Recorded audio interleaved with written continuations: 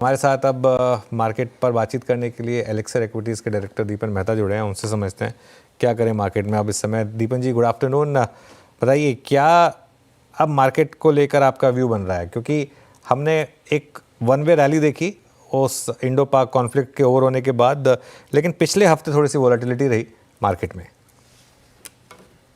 अनुज, good afternoon. आपका show पर invite करने के लिए बहुत बहुत धन्यवाद। मेरे ख्याल से again market is getting into a sideways type of a move और सिलेक्टिव रहेगा।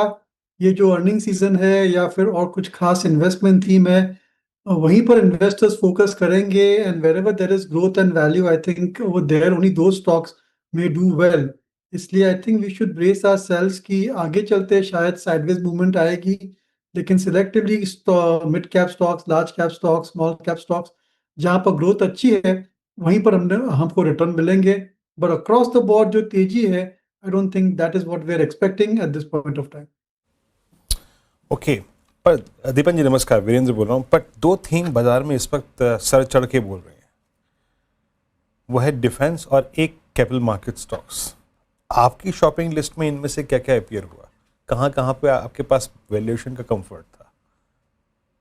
दोनों में से किधर भी वैल्यूएशन कंफर्ट नहीं है, और यही सबसे बड़ी चैलेंज है मार्केट में कि जो भी अच्छी कंपनियां हैं which have demonstrated growth in beyond the high teens, यानी कि 17-18% से ज्यादा ग्रोथ अगर दिखा रही है, तो उनकी valuations are anyway above 50 times, 60 times और सो।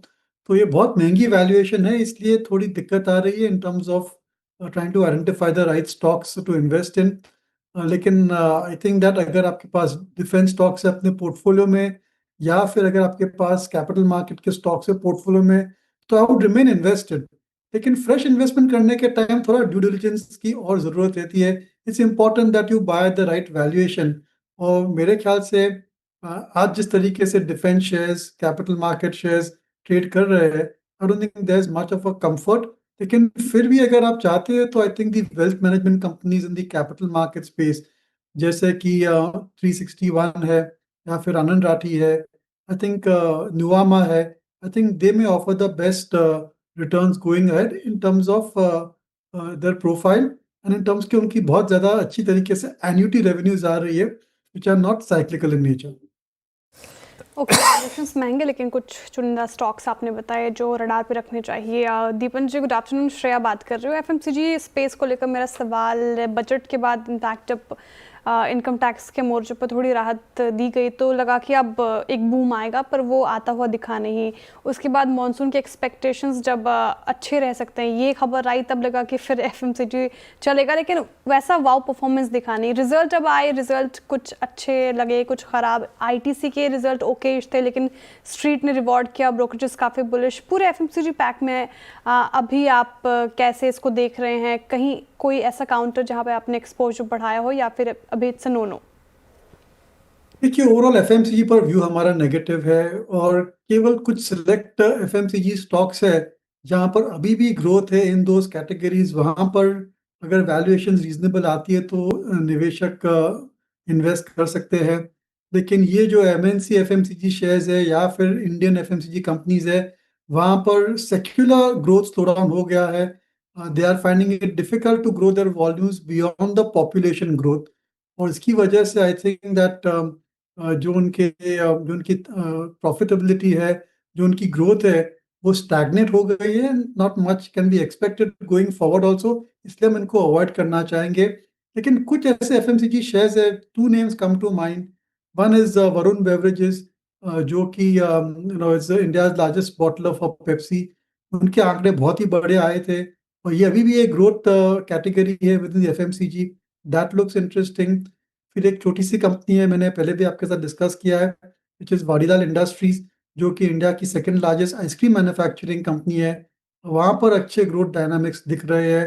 एंड उसके बाद जो अल्कोबेव इंडस्ट्री है, वहाँ पर भी I think prospects are good, and they are somewhat like FMCG. They are basically focused on consumption in nature of fast moving consumer good. वहाँ पर प्रॉस्पेक्ट्स अच्छे दिख रहे हैं, but again in the alcobev also I think आपको selective रहना जरूरी है। ओके। अच्छा दीपन जी, अब एक ऐसा स्टॉक जो आपके दिल के काफ़ी करीब होगा, हालांकि आप शायद बहुत पहले उसको एग्जिट कर चुके हैं, BSE, ये हो क्या रहा है यहाँ पर, और अब इस प्राइस पर आपका व्यू क्या होगा? अनुज, आपने दुपतिंदा पे हाथ लगा दिया। बीएसई के BSE we exited almost 15-20 years ago, I don't remember also.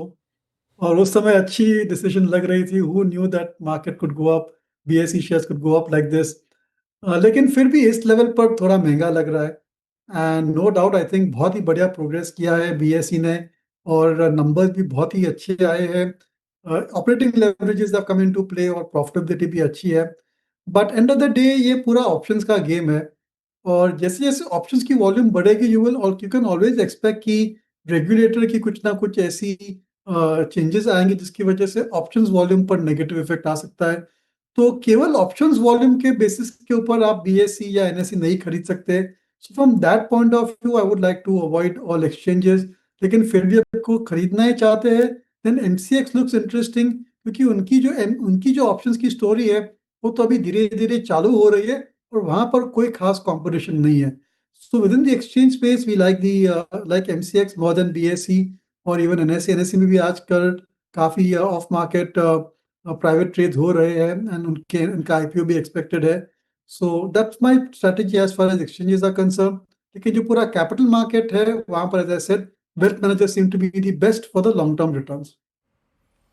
Okay, एम6 पैंसठ से 2 पे आपका कंस्ट्रक्टिव व्यू। अच्छा, ये 2-3 थीम्स जो नहीं चली अभी तक दीपन जी, वो थी इस बार कंज्यूमर ड्यूरेबल स्पेस में। आप वाइट गुड सेगमेंट में जाइए, वोल्टास को, आप हेवल्स को देखिए, ठंडे पड़े रहे। आपका व्यू क्या है? आई मीन, यहाँ पे आपको वैल्यूएशंस कंफर्ट है, या फिर आपको लगता है कि नहीं, उतनी इस बार स्ट्रॉन्ग अर्निंग विजिबिलिटी नहीं है, इसलिए अवॉइड ही करना चाहिए इसको? Generally I think valuation comfort यहाँ पर भी नहीं है। All the air conditioning manufacturing companies हो या फिर अप्लायंसेस हो, they are quite richly valued. Havells हो या आईएफबी हो या फिर वर्लपूल हो, they I think reasonably valued, और वहाँ पर कोई खास ऐसी अपॉर्चुनिटी नहीं दिख रही है। लेकिन यही स्पेस में एक और कंपनी है जो भी हमने पहले भी डिस्कस किया आपके साथ में, वो है symphony, which is India's largest air cooler manufacturing company. वहाँ पर अभी वैल्यूएशंस अभी ठीक ठाक लग रहे हैं इन terms of historical P multiples, और अगर आप पीयर ग्रुप कंपेयर करेंगे। लेकिन ये कंपनी के नतीजे, आई वाज वेरी ऑप्टिमिस्टिक, लेकिन वेदर पैटर्न चेंज होने की वजह से शायद अब लग रहा है कि 1-2 क्वार्टर में ग्रोथ इतनी अच्छी नहीं आ सकती है। But I think for a long term investor this company can give good returns. उन्होंने अपनी जो लॉस टेकिंग सब्सिडीज है वहां पर काफी रिस्ट्रक्चरिंग किया है, and they are trying to enter into new product categories. One doesn't know how successful it is, लेकिन फिर भी वैल्यूएशन कंफर्ट यहाँ पर है in terms of what the underlying growth potential is of the company. First I would like okay. To say कि ये जो सभी कंपनी डिस्कस कर रहे हैं वहां पर हमारा इन्वेस्टमेंट हो सकता है as a measure of disclosure. ठीक है, डिस्क्लेमर आपकी तरफ से। दीपन जी, इंडसइंड बैंक पर मेरा सवाल, जिस तरीके से हमने पूरा ये डेवलपमेंट देखा है, उसके बाद एक रैली भी देखी, इस पर आपका टेक क्या होगा? आप कैसे अप्रोच करें स्टॉक को लेकर? बहुत डिसअपॉइंटमेंट है as shareholders of IndusInd Bank, और अभी नहीं, I think right from last 5-6 years the stock has been underperforming. IndusInd Bank की प्रॉब्लम्स तभी भी थी जब आईएलएफएस की क्राइसिस हुई थी एनबीएफसी में। At that time Ramesh Sobti was the CEO of the company, और उस टाइम भी there was a big spike in the NPS क्योंकि उन्होंने कॉर्पोरेट लोन्स दिए थे विच हैड टर्न बैड। फिर ये इशू आ गया इन terms of their options accounting, और फिर एक और challenges are there in terms of certain further disclosures. So the bad news keeps on coming for IndusInd Bank. इसलिए I think we have seen such a huge correction in the stock price. लेकिन ये कोई नई बात नहीं है banking sector के लिए। We have seen this play out in RBL, in Bandhan Bank, as well as earlier in Axis Bank, ICICI Bank. Not similar, but something where NPAs are spiked up, or there are always some question marks about accounting policies. But अगर strong bank है तो eventually वो निकल जाती है। मेरे ख्याल से इंडसइंड बैंक भी शायद 1-2 साल में ये जो उनके प्रॉब्लम्स थे they may be well behind them.